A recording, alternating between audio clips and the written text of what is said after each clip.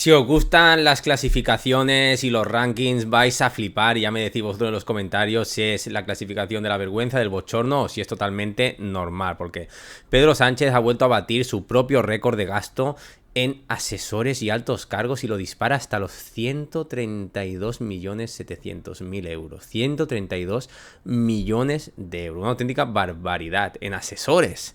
Es el presidente, pero todo lo que hace al final lo hacen los otros. Por eso se gastan 132 millones. ¿Qué sentido tiene eso?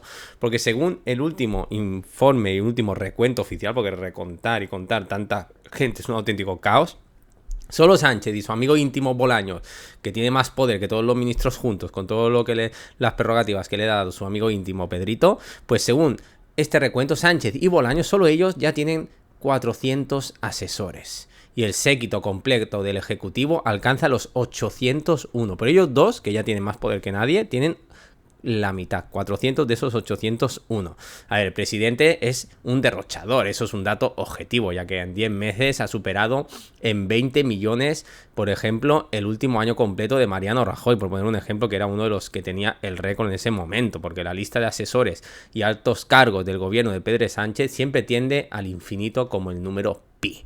Los últimos datos disponibles, que son de enero a octubre de 2023, o sea, habrá más porque es hasta octubre los oficiales, tampoco nos lo dan todos, si son los oficiales, sobre ejecución de gasto consultado. Luego, extraoficial puede haber muchísimo más. Lo ha certificado Vox Populi y dicen que el ejecutivo, el gobierno de Pedro Sánchez, es el que más derrocha en personal, no importa hacer un super estudio porque se ve a leguas. El gobierno del PSOE y de Sumar han gastado en lo que va de año 132,7 millones de euros en salarios de asesores, altos cargos, una cifra totalmente récord y que supera en 7 millones lo destinado, que ya fue una barbaridad, en 2022. O sea, cada vez más. Para que os hagáis una idea, con esa cantidad de millones se podría pagar 3 veces la ley ELA, que vale 38 millones, que el gobierno suspendió en el Congreso de los Diputados por suponer un aumento de gasto. Hay 38 millones. Mejor se los damos a Bolaños, que tiene que leer todo lo que hacen los asesores y salir a dar la cara. Venga, hombre. Porque el monto total de la factura gubernamental en los altos cargos y personal eventual en total es que es exactamente lo voy a decir, 132.784.000, que hemos dicho 700.000, pero son 784.000 euros. Eso oficial. En 2022, ya os digo, se gastaron 126 millones, ya era una barbaridad. Y aún más atrás, en 2021, se habían destinado por el mismo periodo de tiempo 122 millones de euros, es decir, 10 millones menos que en la actualidad. Y si aún vamos un poquito más atrás, en la peor época de la historia, en la pandemia, en el año 2020, se puede ver que Sánchez pagó 112 millones a dicho personal. Bueno, 113 porque es 9, o sea, 900.000. Son 113 millones.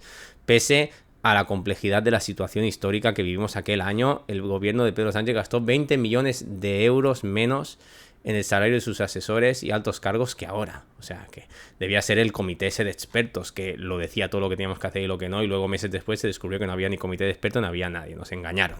Pero bueno, Pedro Sánchez puede cambiar de opinión en muchas cosas, como todos los políticos, no es el único, lógicamente, pero no en seguir destinando recursos públicos a sus esbirros, que necesita muchísima gente que le diga todo lo que tiene que hacer, todo lo que tiene que decir, todo lo que tiene que leer y todo lo que tiene. Al final podría ser presidente cualquiera de vosotros, todo el mundo, porque con 800 asesores o 400 para ti, para tu amiguito del alma, que le harías el ministro como lo hace Pedro a Bolaños, os dirían todos, salís ahí, lo leéis, os vais, volvéis a leer, ahora tengo que ir aquí, ahora viajar allí, vas leyendo, vas haciendo, tal, cual.